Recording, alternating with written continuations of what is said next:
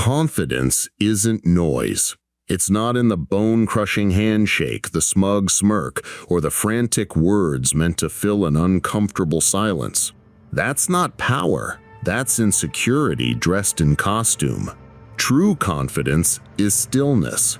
It's the man who can sit in the corner of a room and not need to prove a single thing. When the world expects you to react, you don't.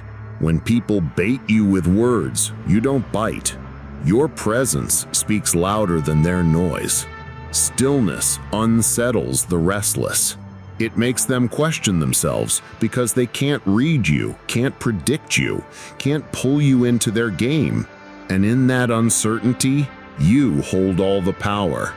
Nonchalance is not apathy, it's calculation. It's knowing that every reaction is a form of currency, and you will not spend yours cheaply. A careless word, an unnecessary argument, a show of temper, all of these deplete your position. So you choose silence over scrambling, pause over panic. And while they fill the air with noise, you conserve your strength. In a room full of sheep, the wolf is not the one barking the loudest. He is the one watching, quietly, knowing he can strike when it matters. That's the secret. To move when no one expects it. To speak when it will echo the farthest. To act only when it will change the entire game.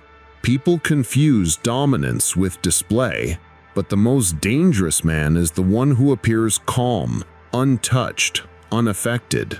Because his strength is not borrowed from others' opinions, it is rooted deep, unshakable.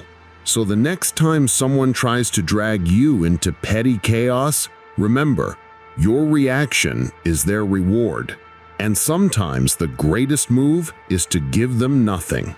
That is how you become untouchable, not by proving you're stronger, but by showing you're beyond their reach. The untouchable man does not chase validation.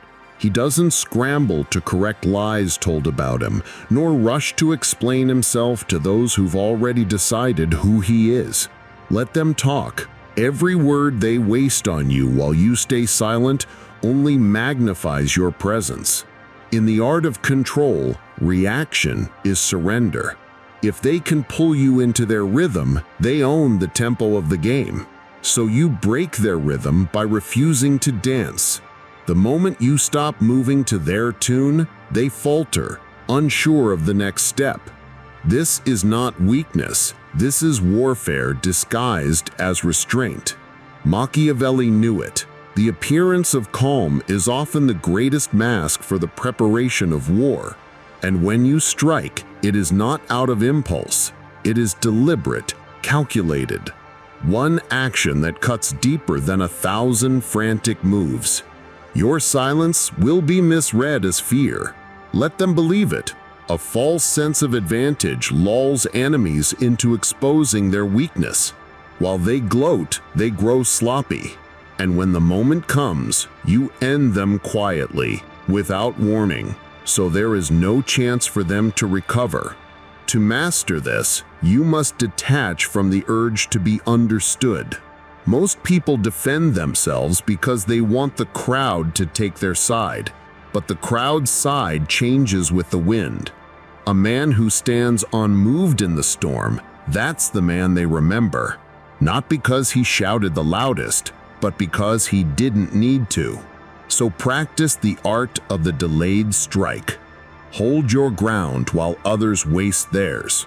And when you move, make sure it is a move they can never undo. Power does not always belong to the one who speaks the most, but to the one who makes every word count.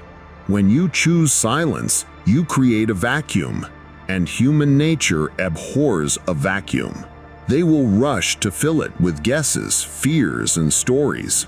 In that chaos of speculation, you control them without lifting a finger. You see, control is rarely about force. Force exhausts itself. Control comes from making others bend without realizing they've bent. It's the subtle dominance of letting them think they've cornered you. when in reality, you've drawn them exactly where you want them. Machiavelli understood that perception is more dangerous than truth. If the perception of your power grows while you do nothing, you've already won half the battle. The rest is timing, and timing is everything.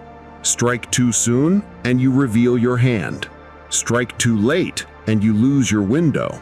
But strike at the precise moment, and it becomes a legend they tell in whispers.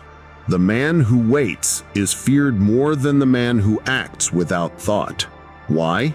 Because patience wrapped in confidence feels like inevitability. Your enemies begin to believe that no matter what they do, you will move at the right moment, and there is nothing they can do to stop it. You are not noise in the background.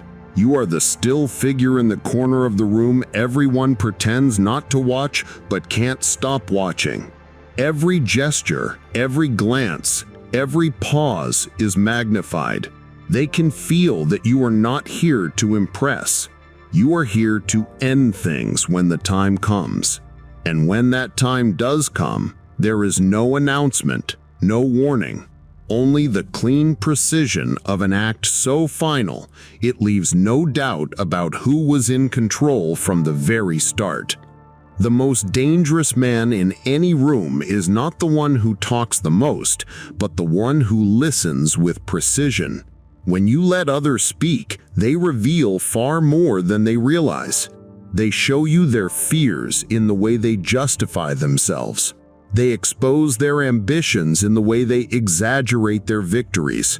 And most importantly, they display their weaknesses in the things they avoid saying altogether. A fool thinks that controlling the conversation means dominating it, but the master strategist knows that silence turns the other person into a book that writes itself, and you are the only one reading it. When someone is eager to prove their worth to you, resist the temptation to match their energy. Let their words hang in the air. Let the silence after they speak feel heavy. This forces them to fill the gap, and each time they do, they dig deeper into their own mind, offering you pieces of information they never meant to give away. Machiavelli understood this well, that in war you do not always win by striking first. Sometimes you win by letting the enemy's own movements reveal the path to their defeat. In the realm of power, conversation is that battlefield. But here's the subtle art. Never let your listening seem passive. Your silence should be deliberate, your gaze steady, your posture unshaken. This creates the feeling that you are not merely hearing, you are measuring.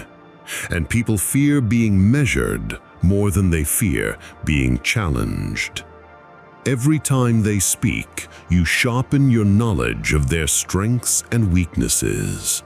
And when the day comes to act, you will strike with a precision they will mistake for prophecy. And once you've gathered their words, their tone, their hesitations, you hold something far more dangerous than a weapon, a map of their inner terrain.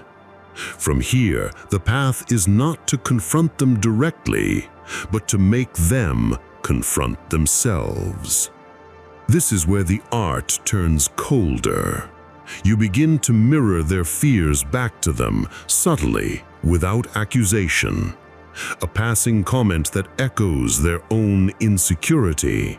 A well-placed question that forces them to explain what they wish to avoid. You are not attacking. You are letting their mind do the attacking for you. Most will not realize it's happening. They will simply feel uneasy in your presence, as if you see through them, and that discomfort will make them cautious. They will start adjusting their behavior around you without you ever having to demand it. That is silent domination at its purest. They change, but believe it is by their own choice. The key here is patience. A hasty player uses the knowledge he gathers to strike immediately. But the Machiavellian mind understands that knowledge matures like wine. It becomes sharper with time. You keep collecting, keep observing, until the moment is so ripe that one move undoes months, even years of their facade. And remember, in the theater of power, your opponent's image is often more fragile than their reality. Break the image, and the reality crumbles with it. The next step, then, is to know exactly when to apply that pressure. The precise moment when a whisper can destroy what 1,000 words cannot. Pressure in power games is not always loud. In fact, the loudest attacks are often the weakest. They expose the attacker's intent. The true art is to speak softly, yet leave your words echoing in the other person's mind long after you've left the room. This is the moment you've been waiting for. You've let them believe they are untouchable, allowed them to grow comfortable in the illusion of control. And then, without warning, you place a single precise seed into their mind. Something so small it almost feels harmless, yet crafted to grow into doubt, paranoia, or self-questioning. You might not even state it as an opinion. A question will do, a subtle remark disguised as curiosity. The human mind cannot resist filling in gaps, and when those gaps are tied to an insecurity they've worked hard to hide, the effect is devastating. The beauty is in the aftermath. You don't press further. You don't linger to see the reaction. You walk away, calm, unreadable, leaving them alone with the weight of their own thoughts. And while they spiral, you continue as if nothing happened, your hands clean, your image intact. In their eyes, you have become unpredictable, dangerous, not because of what you've done openly, but because of what you could do at any moment. That uncertainty is more powerful than any open threat, for it forces them to guard themselves against you endlessly. And it's here, when their guard is raised, yet their confidence is shaken, that the final act of silent domination begins. The act that ensures they will never challenge you again. There comes a point when further moves are unnecessary, when the game has already been decided, but no one realizes it yet. This is the moment you've engineered from the start, your opponent standing on shaky ground, guarding against attacks that will never come, while you move freely in the shadows.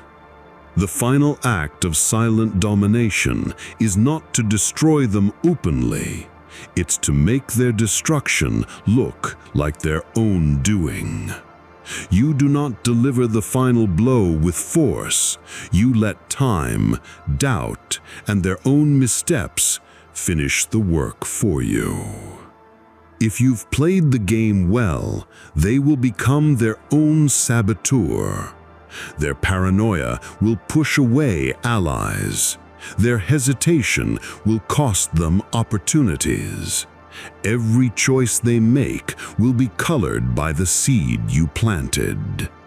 And when they finally fall, the world will see no villain, only a person who couldn't handle the pressure. You remain untouched. In fact, you may even appear compassionate, offering them a hand or a word of sympathy as their power crumbles. This is not kindness. It's the sealing of your victory. They will never speak against you, because to do so would expose their own weakness, the very weakness they've been hiding. This is the code of silent domination. No loud victories, no obvious battles, only a calm presence that everyone underestimates until it's too late. And here's the truth. People remember the one who spoke the least, yet controlled the most. They remember the shadow, not the shout. Be that shadow. Be the silence that ends wars before they begin. And above all, never reveal the full extent of your power. Because in the world of power, mystery is not just an advantage, it's the throne itself.